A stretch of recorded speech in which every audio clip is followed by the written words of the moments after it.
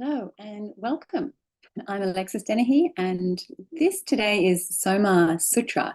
It's an apprenticeship program that will enable massage therapists and yoga teachers, even dancers, anybody who loves playing in their body, to embody trauma-informed policy. That's our overarching practice in the space, and also to embody your own anatomy.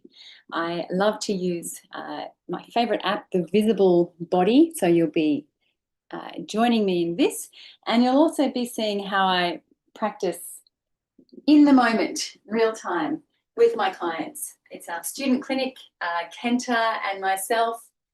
It's great to have you here. Let's enjoy.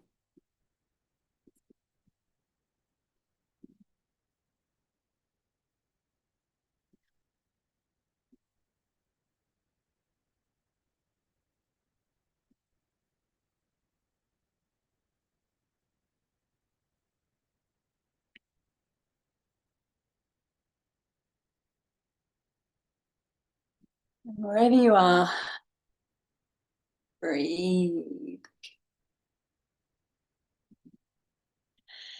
I am Lexi Burns, previously known as Alexis Dennehy.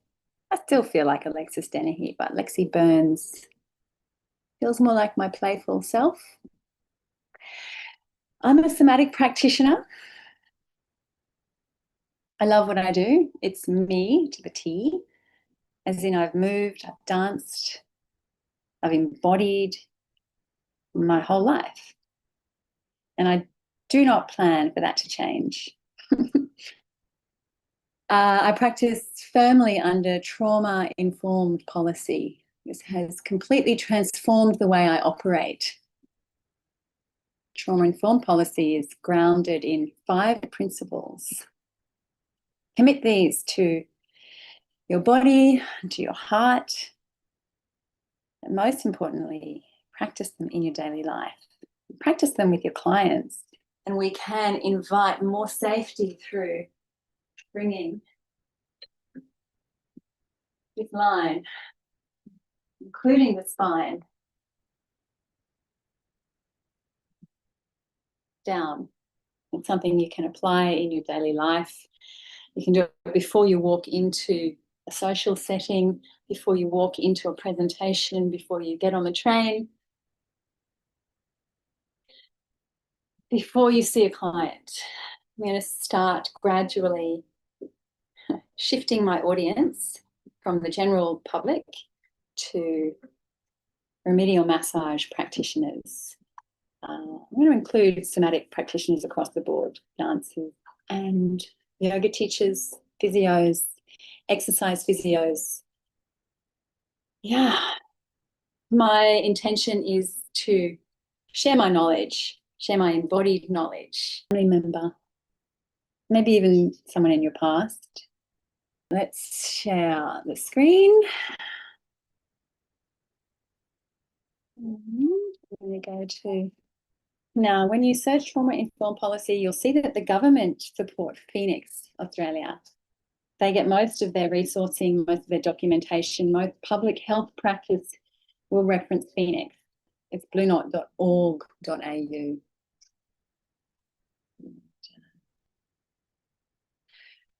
Let's just have a quick browse together.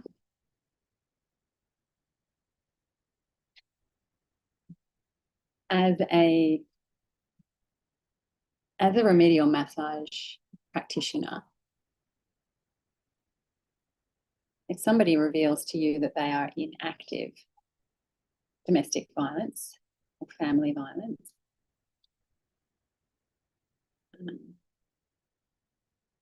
this is the place to refer them. And I will always remember the first time, well, in fact, it was not that long ago, that a client revealed to me for the first time that she had not told anybody else that she was in a situation of family domestic violence. And I, of course, felt a heavy weight of responsibility.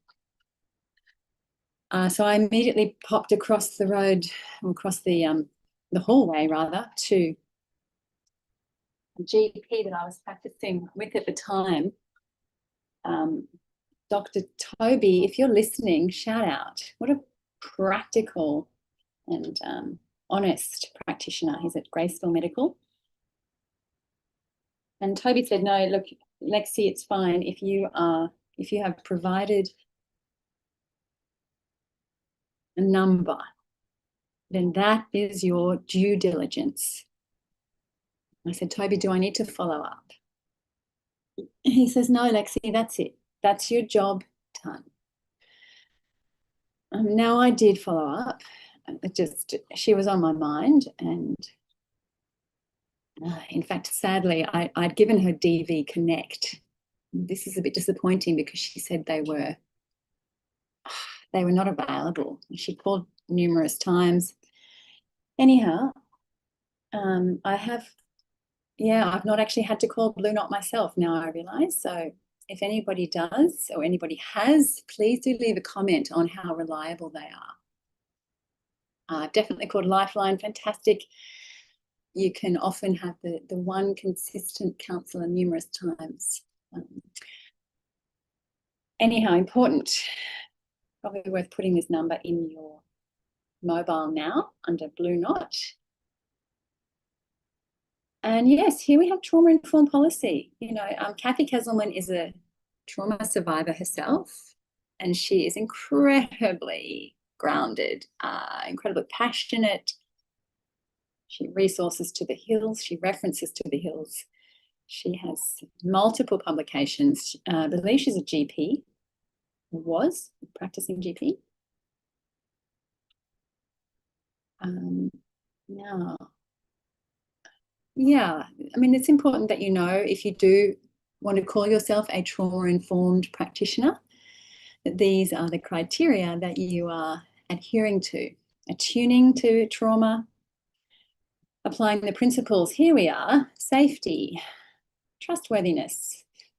Choice, of course. Choice. This one is really quite, well, very central. We'll come back to it. Collaboration and empowerment. Let's have a look at this while we're here.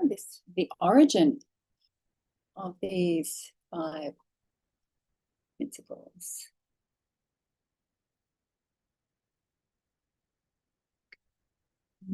I define somatic practice as one of the criteria for the definition of somatic practice is that you are able to reference it. So always worth chasing. Wow, okay. 2001. I'd like to do the same. Sharing, okay.